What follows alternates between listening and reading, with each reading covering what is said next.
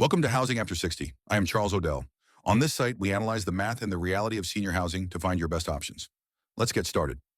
Welcome to another deep dive from Housing After 60. Today, we are looking at how a single $25,000 investment in your home could be worth over $1.5 million to your family. Now that sounds pretty incredible, right? Well, it's all based on our latest research at housingafter60.com. Let's get into it.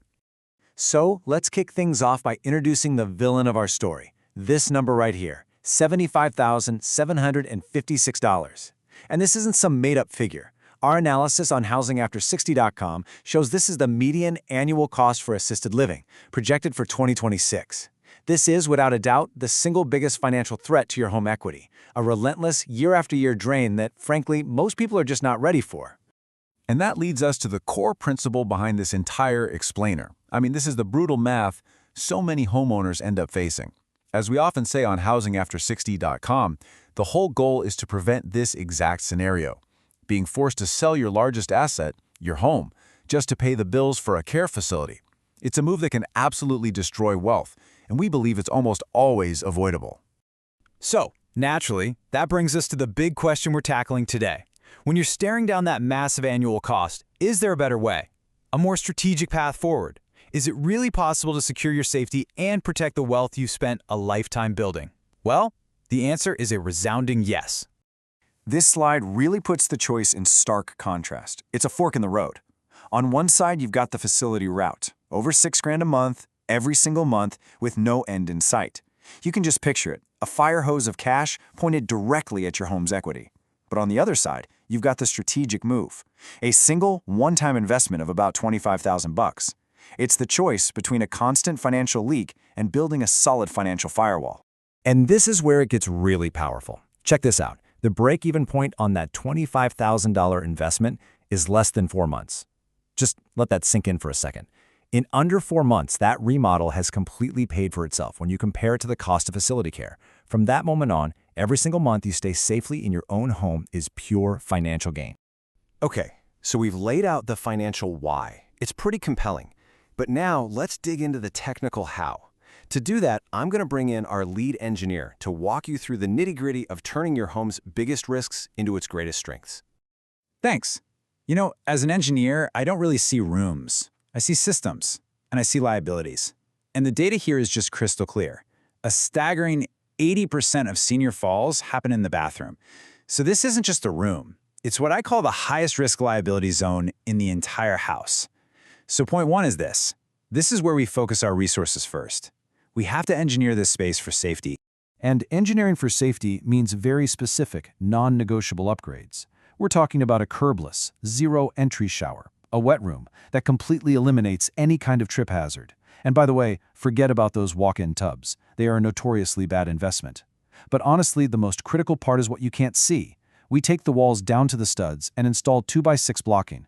Why? Because a grab bar bolted into drywall is useless. A falling person exerts hundreds of pounds of force. You need a rock-solid anchor. It's all about structural integrity. Okay, next up, the second critical zone, just getting in and out of the house. I mean, if you can't get in the door, the rest doesn't matter, right? The fundamental principle here is the 1:12 ramp ratio. And this isn't a suggestion, it's the engineering standard for safe access. It dictates the entire design of your entryway. And the math on this is surprisingly simple. You can do this yourself. Let's say you have 3 standard steps up to your door, which is about a 21-inch rise. You just multiply that by 12, and boom, you need 252 inches of ramp, which is 21 feet. This one simple calculation tells you immediately if you've got the space for a straight ramp or if you need to get creative with a switchback design. But look, a safe ramp is so much more than just a slope. It has to be engineered to handle a live load of 100 pounds per square foot. It needs level landings so you can rest. It needs continuous handrails that you can actually grip properly. And see that 2-inch curb along the edge? That little detail is a critical safety feature that keeps a wheelchair or walker from slipping right off the side. These are the details that make all the difference. Exactly right. So that's the engineering that makes it all work. Now back to our strategist to break down the absolutely mind-blowing long-term financial impact of making these choices. All right, this slide right here, this is the financial climax of our whole analysis on housingafter60.com. Let's just look at the 10-year journey. If you stay and make that $25,000 investment, your net worth actually increases by over $170,000 because your home keeps appreciating in value. Now look at the other path. You sell and move.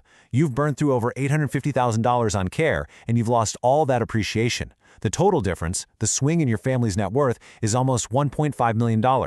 That remodel isn't a cost, it's a multi-million-dollar insurance policy for your estate. And believe it or not, it gets even better when you look at the tax advantages. By staying in your home, you keep your capital gains exclusion. That's up to $500,000 tax-free. Plus, these modifications might even be deductible.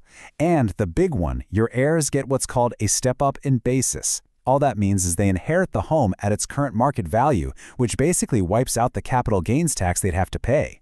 It is quite literally an incredibly tax-efficient strategy. So the financial case is rock solid. The engineering is clear. The last piece of the puzzle is, okay, how do you actually do this?